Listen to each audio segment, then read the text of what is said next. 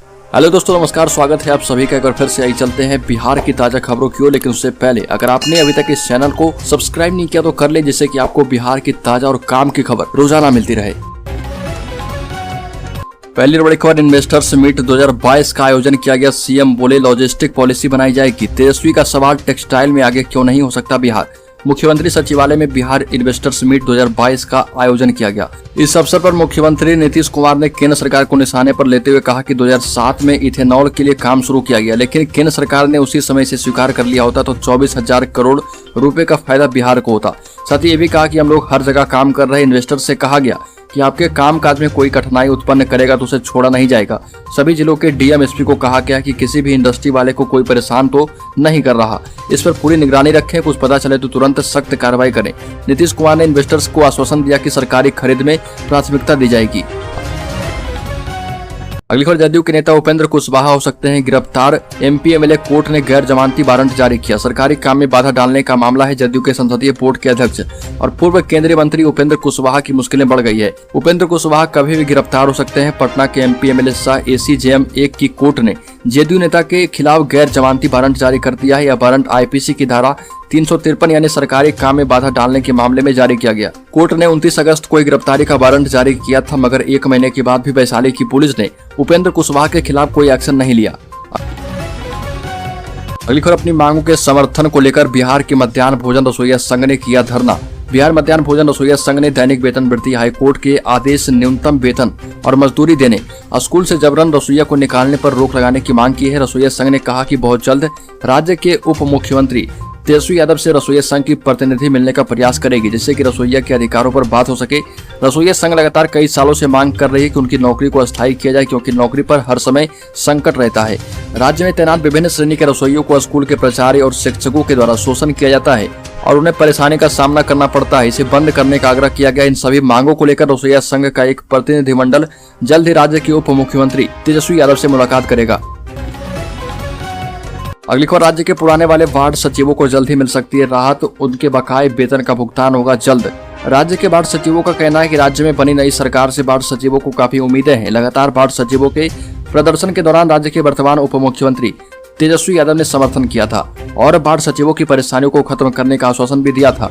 और बहुत जल्द ही पुराने वाले वार्ड सचिवों का भुगतान किया जाएगा। साथ ही पुराने वाले वार्ड सचिवों की लंबित मांगों पर विचार किया जाएगा। साथ ही नए वार्ड सचिव जिनका चयन मनमाने तरीके से किया गया है, उनके स्थान पर पुराने वाले वार्ड सचिव को नियुक्त किया जा सकता है। अगली खबर, बिहार में आंगनबाड़ी केंद्र 8 से 10 दिनों तक रहेंगे बंद। अक्टूबर में 8 से 10 दिनों तक बिहार के आंगनबाड़ी केंद्रों को बंद रखा जाएगा। अक्टूबर में आंगनबाड़ी में विशेष छुट्टियां रहेगी, क्योंकि दशहरा की लंबी छुट्टी होगी और छठ की भी छुट्टी है। कुल मिलाकर अक्टूबर में 7 साप्ताहिक अवकाश होंगे। गांधी जयंती और छठ पूजा भी छुट्टियों में ही बीतेगा। अक्टूबर महीने में काफी सारा पर्व त्योहार पड़ेगा और इसको लेकर सभी जिले के बाल विकास परियोजना प्राधिकारी, सभी प्रखंड विकास प्राधिकारी, अंचलाधिकारी, उप विकास आयुक्त, जिला प्राधिकारी को सूचित कर दिया गया है। अगली खबर, मुख्यमंत्री उद्यमी योजना में भी जीविका दीदियों की हिस्सेदारी तय कर दी गई है। उद्योग विभाग ने स्वयं सहायता समूहों को इस योजना का लाभ दिलाने के लिए विशेष प्रावधान तय कर दिया है। उद्योग विभाग के इस निर्णय में सीएम उद्यमी योजना के तहत जीविका दीदी भी अब 10 लाख रुपए तक लोन ले पाएगी। इसके अलावा औद्योगिक विकास की लगभग सभी परियोजनाओं में जीविका दीदियों को लाभ दिया जाएगा।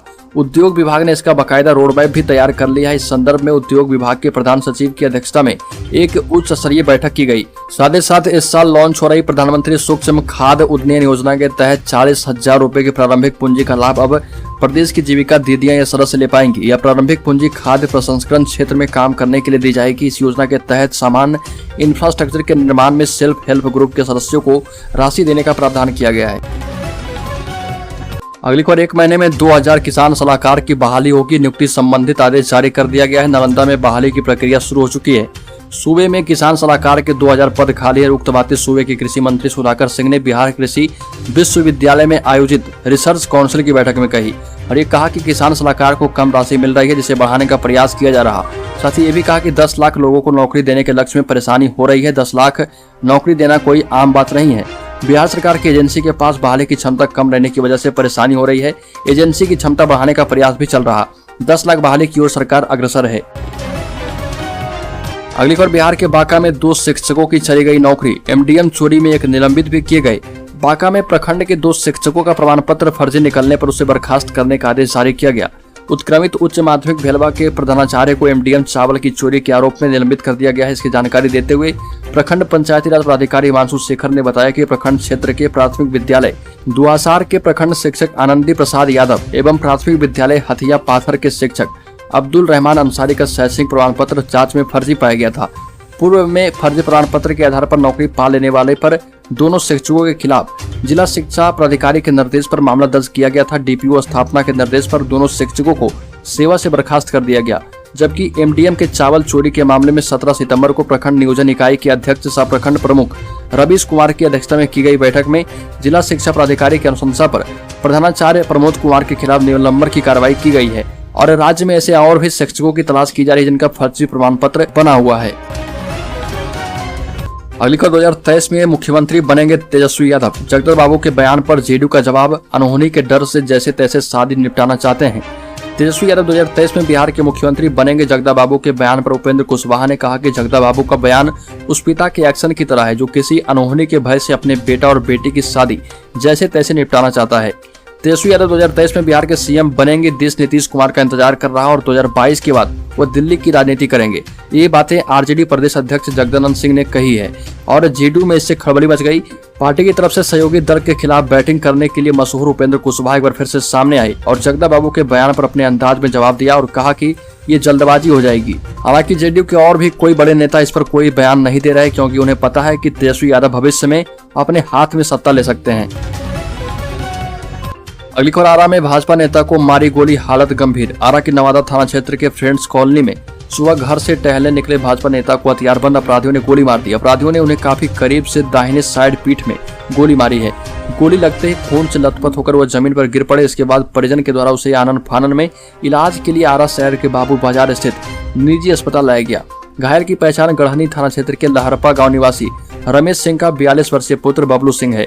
वह पेशे से ठेकेदार हैं, सड़क बनाने का ठेका लिया करते हैं, साथ ही भाजपा के सक्रिय सदस्य भी बने हैं। अगली खबर, बिहार में अप्रशिक्षित शिक्षकों के वेतन में नहीं होगी बढ़ोतरी।